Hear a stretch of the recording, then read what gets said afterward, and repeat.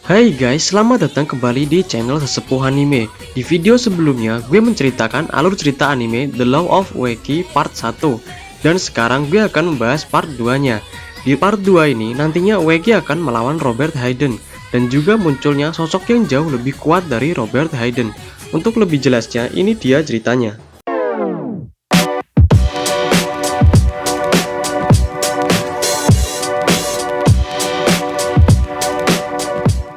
Sano mulai bergabung menjadi anggota Roberto Judan yang baru.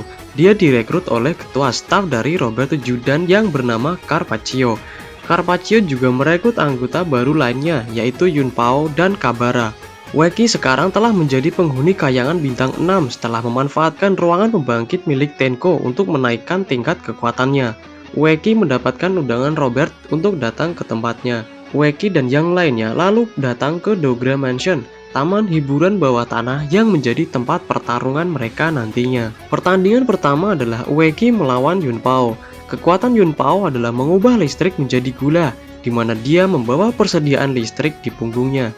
Saat gulanya menaburi Ueki, Yunpao akan kembali mengubahnya menjadi listrik dan menyetrum Ueki. Kekuatan Yunpao mengandalkan batasan kondisi tertentu, seperti Sano yang bisa mengubah handuk menjadi besi saat menahan nafas dan kembali menjadi handuk saat dia bernafas dengan normal. Ueki merasa kesulitan karena mustahil untuk menghindari gula yang berterbangan di atasnya. Untungnya, Ueki berhasil menemukan batasan Yunpao, yaitu Yunpao perlu membuka matanya lebar-lebar saat mengubah listrik menjadi gula. Ueki lalu menjebak Yunpao agar perhatiannya teralihkan dan menoleh ke belakang. Yunpao yang lengah lalu mendapatkan serangan kejutan dari senjata suci bintang 5 Peak milik Ueki. Pertandingan selanjutnya adalah Rinko Jerat melawan Kabara. Kekuatan Kabara adalah mengubah jubah menjadi sayap yang bisa membuatnya terbang. Kabara juga spesialis pertarung jarak jauh yang ahli dalam menembak. Kabara menembakkan senjata-senjatanya dan melukai Rinko. Hebatnya, Rinko juga bisa terbang menggunakan sepatu khusus yang menampung manik-manik yang dia ledakan.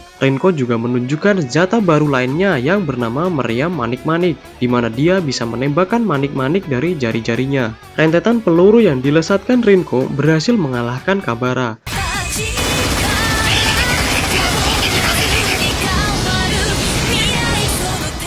Selanjutnya adalah pertandingan antara Ueki melawan Sano. Sano sangat cerdik memanfaatkan kekuatannya. Dia bisa menangkis dan menahan senjata-senjata suci Ueki. Sano juga bisa melemparkan bumerangnya dan saat di atas Ueki akan berubah menjadi handuk dan menutup semua kepala Ueki dan merubahnya kembali menjadi besi agar Ueki tidak bisa melihat. Untungnya Ueki juga tidak kalah cerdik dari Sano dan berhasil mengatasi Sano. Ueki menyerang Sano dengan Ranma dan Sano menciptakan pegas untuk melompat setinggi-tingginya. Ueki lalu memanfaatkan momen ini dengan menembakkan Kurogane pada Sano dan dia pun terlempar. Sano berpegangan pada pinggir lapangan dan berniat sengaja mengalah. Carpaccio melarang Sano untuk sengaja mengalah dan menceritakan pada semuanya bahwa Sano bergabung dengan Roberto Judan agar Carpaccio mau melepaskan serangga kayangan yang berbentuk pentagon yang berada di lehernya Inomaru tanpa sepengetahuannya. Makhluk itu didapatkan Carpaccio dari Margaret dan akan menghisap semua darah Inomaru dalam sepersekian detik jika Carpaccio memanggilnya. Wanko yang baru sadar lalu memberikan kekuatan pada Mori. Kandidat yang memberikan kekuatan pada dua petarung adalah pelanggaran dan akan dibuang ke dunia bawah. Wanko lebih memilih dihukum mati di dunia bawah daripada mengikuti rencana Carpaccio. Sebelum kepergiannya, Wanko mengungkapkan kesenangannya bersama Sano yang berniat menggunakan bakat kosong untuk membangun pemandian air panas dan membahagiakan orang-orang. Ueki yang marah terhadap Carpaccio lalu menantangnya bertarung secara langsung. Carpaccio setuju dan menggantikan Sano. Ueki terkejut melihat Carpaccio yang bisa menggunakan kekuatan yang sama dengan anggota-anggota Roberto Judan lainnya. Carpaccio menjelaskan kekuatannya adalah bisa mengkopi kekuatan-kekuatan orang lain dengan batasan kondisi harus berada pada jarak 10 meter dengan target selama 24 jam. Carpaccio lalu melancarkan tembakan-tembakan dari jarak jauh pada Ueki yang ternyata bisa Ueki hindari dengan senjata suci bintang 6 yang bernama Reika. Carpaccio lalu menciptakan tiruan dirinya sangat banyak dan bisa melancarkan serangan-serangan dari semua kekuatan Roberto Judan. Ueki yang sudah pernah mengalahkan semua anggota Roberto Judan tidak mengalami kesulitan. Ueki bergerak sangat cepat dengan Reika dan bisa menghancurkan semua tiruan-tiruan Carpaccio dengan senjata sucinya. Ueki berhasil mendaratkan tinjuan yang keras keras pada wajah Carpaccio. Carpaccio lalu mengungkapkan rahasianya bahwa dia masih mempunyai dua kekuatan lainnya, yaitu mengubah posisi lawan dengan dirinya dan juga mengubah pikiran lawan menjadi teks SMS. Carpaccio mendapatkan SMS bahwa Ueki akan menyerang dengan Kurogane dan dia akan bertukar posisi dengan Ueki yang mengakibatkan Ueki terkena serangan Kuroganenya sendiri. Carpaccio lalu melihat SMS bahwa Ueki akan menyerang dengan Pig dan bertukar posisi dengannya. Anehnya, Pig itu malah menyerang ke belakang dan menghempaskan Carpaccio keluar arena untuk jatuh ke magma. Carpaccio terkejut karena serangan Ueki tidak terbaca di SMS-nya. Walaupun begitu, Carpaccio tetap bertukar posisi dengan Ueki, berniat membuat Ueki menggantikannya jatuh ke magma. Sayangnya, Carpaccio tertipu dan terkena serangan Mash dari belakang.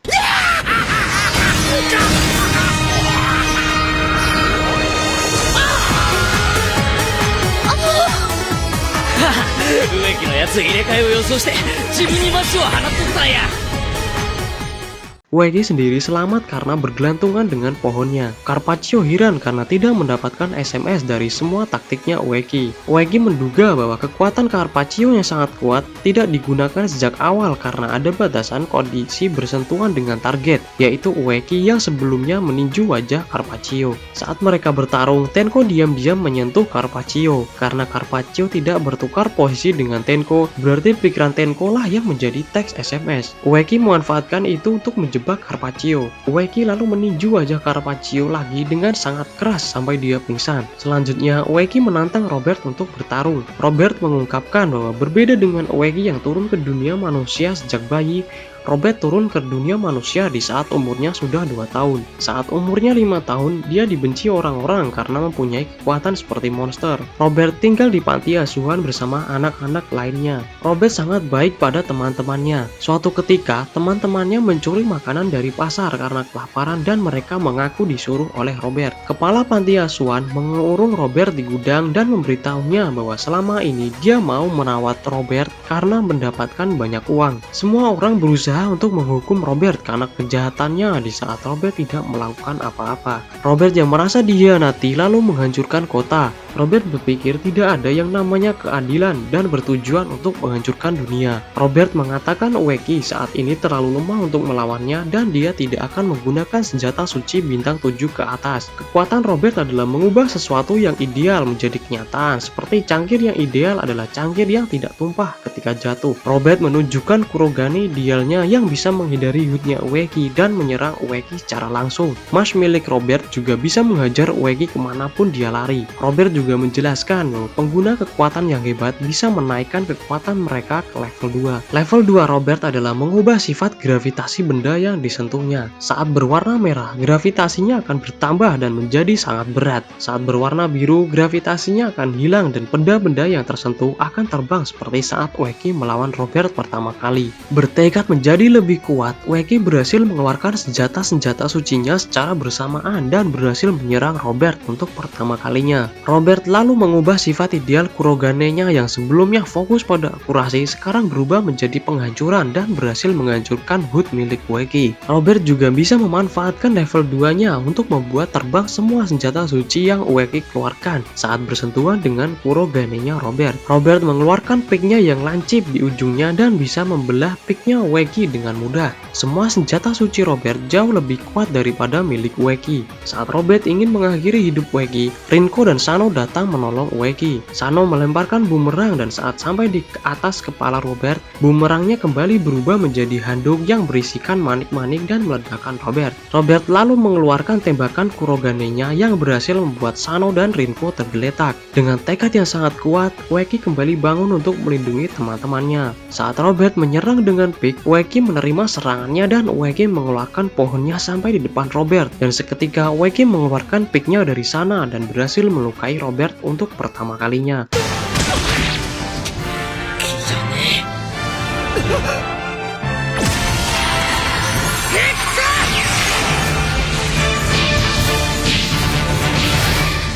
Robert yang marah mencoba mengeluarkan senjata suci bintang 10. Untungnya Mr. K tiba-tiba datang di hadapan mereka dan menjelaskan bahwa ronde pertama kompetisi baru saja berakhir dan diadakan gencatan senjata sampai ronde kedua dimulai. Mr. K dibebaskan sementara untuk menjalankan misi dari Raja Kayangan. Ronde pertama berakhir karena sekarang pengguna kekuatan tersisa 25 orang, termasuk Mori yang baru saja mendapatkan kekuatan dari Inomaru. Raja Kayangan menjanjikan membebaskan Inomaru dan Kobayashi jika Ueki dan yang lainnya berhasil memenangkan kompetisi. Saat di rumahnya, Robert tergugah dengan kebajikan yang dimiliki Ueki dan teman-temannya. Robert pun mulai meragukan apa perlu untuk menghancurkan manusia. Margaret yang kecewa dengan perubahan Robert lalu memperkenalkan anaknya yang asli bernama Hanon. Margaret juga mengungkapkan bahwa sebenarnya dia bukanlah Margaret yang asli. Margaret yang palsu ini adalah orang yang mengirimkan Robert ke dunia manusia dan membuat siasat di mana Robert membenci manusia. Hanon dan Robert lalu bertarung di mana Robert bisa dikalahkan Hanon dengan mudah walaupun Robert sudah menggunakan senjata suci bintang 10. Robert sadar bahwa Hanon bukanlah manusia ataupun penghuni kayangan. Hanon lalu menelan tubuh Robert hidup-hidup. Di jalan, Hanon bertemu dengan Ueki di mana Hanon bisa berubah menjadi Robert. Hanon menjelaskan bahwa dia telah mengambil alih jiwa dan tubuh Robert.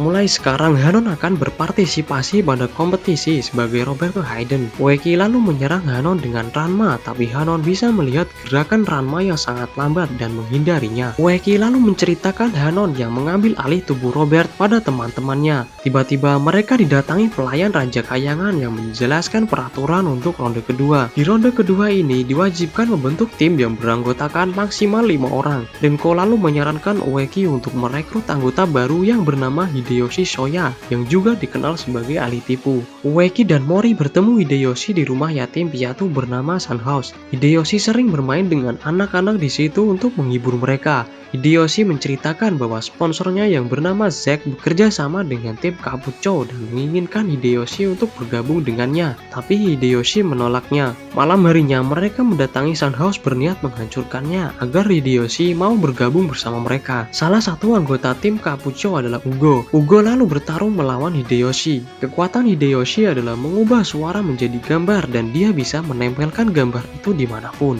Gambar itu juga digunakan Hideyoshi untuk mengeluarkan suara. Suara yang keluar dari mana-mana membuat Ugo kebingungan. Hideyoshi lalu datang dari belakang dan berhasil mengalahkan Ugo. Saat Hideyoshi bertarung melawan Ugo, tim Kabucho telah menyekap semua anak-anak. Ketua dari kelompok itu jelas bernama Kabucho. Kabucho lalu mengeluarkan kekuatannya, yaitu mengubah suara menjadi gas pembeku untuk membekukan tangan dan kakinya Hideyoshi, sehingga Hideyoshi tidak bisa bergerak. Anggota lainnya yang bernama Mario mempunyai kekuatan mengubah dirinya sendiri menjadi bola biliar raksasa. Mario lalu menyerang Hideyoshi sampai dia tergeletak di tanah. Anggota lainnya yang bernama Nico mempunyai kekuatan mengubah rambut menjadi bor. Nico bisa masuk keluar tanah dengan bornya. Nico berniat merobohkan Sun House dari dalam tanah. Untungnya Ueki datang dan menembak Nico dengan Kurogane. Mario lalu menyerang Ueki, tapi justru dia dihempaskan balik dengan pick. Kabucho terkejut bahwa dua temannya bisa dikalahkan dengan mudah. Ueki lalu menembak Kabucho, tapi Kabucho mengeluarkan kekuatan level 2-nya dan berhasil menghancurkan tembakan Kurogane.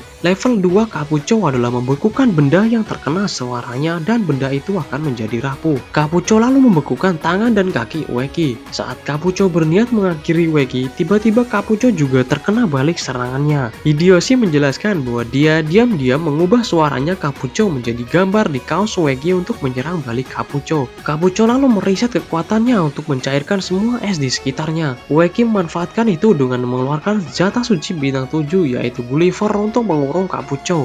Dan Kabucho membeku terkena serangannya sendiri. Zack yang terpojok lalu menceritakan bahwa dia menggantikan kandidat Hideyoshi yang sebenarnya yaitu Nero. Nero dibuang ke dunia bawah setelah menyelamatkan Hideyoshi dari pengguna kekuatan lainnya. Mori menjawab bahwa mereka mengikuti kompetisi karena ingin menyelamatkan kandidat mereka yang dipenjara di dunia bawah. Hideyoshi setuju bergabung ke tim Ueki demi membebaskan Nero. Beberapa hari kemudian, Ueki telah menjadi penghuni kayangan bintang 8. Tenko merasa senang karena telah membantu membantu Ueki sampai mencapai bintang 8. Ueki dan yang lainnya sepakat untuk menjadikan Mr. K atau Wanko menjadi Raja Kayangan. Yo-chan datang meminta maaf pada Ueki dan akan membantu Ueki sepenuh hati mulai sekarang. Binatang kayangan akan mati jika membantu penghuni kayangan naik di atas bintang 9. Ueki membutuhkan Tenko sebagai teman dan tidak ingin Tenko mengorbankan nyawanya hanya untuk membantu naik bintang 9. Di kemudian hari, pelayan Raja Kayangan menjemput timnya Ueki dan membawa mereka ke dunia kayangan di mana ronde kedua dimulai. Raja Kayangan menjelaskan bahwa Robert Hayden dan Lee-ho langsung lolos ke semifinal. Sementara 5 tim lainnya yaitu tim Ueki, tim Kapucho, tim Baro, tim Marilyn, dan tim Grano akan diadu secara liga di mana yang paling banyak mengalahkan tim lawan akan lolos ke semifinal.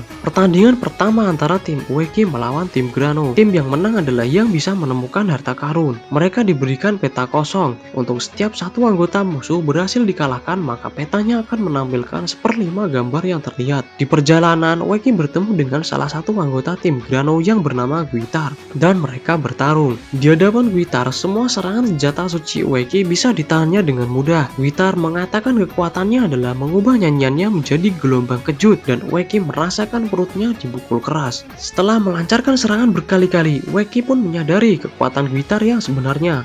Kekuatannya adalah mengubah bajunya sendiri menjadi perisai, dan level 2-nya Guitar adalah mengubah baju lawan menjadi perisai dan memberikan serangan kejutan dari dalam baju. Untuk batasan kondisinya adalah Guitar hanya bisa mengubah satu baju menjadi perisai di waktu yang sama. Ueki lalu mengeluarkan senjata suci bintang 8 yaitu Namihana yang berbentuk seperti cambuk. Guitar bisa menahan serangan Namihana, tapi karena gerakan Namihana yang fleksibel, Namihana bisa menyerang kepala Guitar dari sisi berlawanan dan berhasil meng-KO Guitar. Di tempat lain, Renko sedang bersama dengan Sano. Mereka berdua bertarung dengan 2 anggota tim Grano lainnya, yaitu Pastello dan Munin. Kekuatan Pastello adalah mengubah buku gambar menjadi terowongan. Dengan begitu, Pastello bisa menggelitik lawannya dari mana saja untuk membuat mereka tertawa. Kekuatan Munin adalah mengubah lawakan menjadi kenyataan yang batasannya adalah lawan haruslah tertawa. Kerjasama Pastello dan Munin begitu kuat di mana Sano dan Rinko terkena serangan-serangan Munin yang menjadi kenyataan. Sano lalu membungkus badannya dengan besi agar tidak tertawa. Munin lalu memanfaatkan itu dengan memukuli Sano yang tidak bisa bergerak. Munin lalu berubah menjadi taksi dan berniat menabrak mereka berdua. Rinko lalu meledakkan manik-maniknya yang tertempel di tubuh Munin. Sebelumnya saat Sano dipukuli, dia diam-diam menempelkan manik-manik pada bajunya Munin. Pastello dan Munin yang terkena ledakan berhasil dikalahkan. Sano dan Rinko menunjukkan kerjasama tim mereka yang solid dan telah membuka peta tim mereka menjadi 3/5 bagian. Ueki sedang bersama dengan anggota tim Grano lainnya yang bernama Pekol. Kekuatan Pekol adalah mengubah foto menjadi mainan. Pekol bergabung dengan tim Grano supaya menjadi lebih kuat agar bisa berguna untuk orang lain. Tiba-tiba datanglah Grano mengajak Pekol untuk melawan Ueki. Kekuatan Grano adalah mengubah mainan menjadi kenyataan. Karena persediaan mainan Grano yang terbatas, dengan adanya Pekol, Grano bisa membuat banyak hal. Grano lalu menciptakan robot yang sangat besar. Kekuatan level 2-nya Grano adalah bisa mengoperasikan semua mainannya. Grano lalu menggunakan robot yang dikendalikannya untuk melawan Ueki. Robot bergerak sangat cepat dan memiliki power yang sangat kuat. Semua senjata suci Ueki tidak mempan terhadap robot itu. Melihat perjuangan Ueki yang selalu berdiri di saat dia jatuh, membuat Pekol tersentuh. Pekol lalu mengkhianati Grano karena ingin menjadi orang baik yang selalu menolong orang lain seperti Ueki. Ueki diam-diam menancapkan pohon-pohonnya untuk menyumbat lubang tembak robot itu. Saat Grano menembak, justru malah meledakkan robotnya sendiri. Grano masih punya kartu as terakhir, yaitu mainan yang berbentuk seperti Ueki. Sebelumnya, mainan itu adalah foto yang diambil Pekol. Sayangnya, Ueki tiruan itu malah menyerang Grano dan Ueki menang. Peta lalu memperlihatkan bagian 4/5 dan menunjukkan lokasi harta karun. Ueki dan yang lainnya berhasil menemukan harta karun dan resmi memenangkan pertandingan. Setelah itu, Ueki bertemu dengan Lee-ho dan mereka bertarung. Sekarang kemampuan fisik Lee-ho menjadi jauh lebih kuat dari terakhir mereka bertemu. Semua senjata suci Ueki tidak ada yang mempan di hadapan Lee-ho. Lee-ho lalu menjelaskan bahwa dia sekarang menjadi kuat karena tidak bergantung pada kekuatannya, berbeda dengan Ueki yang sangat bergantung pada senjata sucinya. Lee-ho lalu menyarankan Ueki untuk meningkatkan tenaga dalamnya juga agar dia bisa memaksimalkan senjata sucinya. Alhasil, Ueki sukses mengeluarkan kekuatan kayangannya dan Lee-ho senang melihatnya. Lee-ho menantikan Ueki menjadi lebih kuat lagi di pertemuan mereka selanjutnya. Yap, sekian dulu alur cerita part 2-nya. Selanjutnya di part 3, Weki akan berhadapan dengan musuh-musuh yang jauh lebih kuat dari sebelumnya. Weki juga akan berhadapan dengan Hanon sebagai last boss yang sangat kuat. Tetap kunjungi channel gue dan nantikan video gue berikutnya. Jangan lupa untuk like, subscribe, dan komen video ini. Sampai jumpa.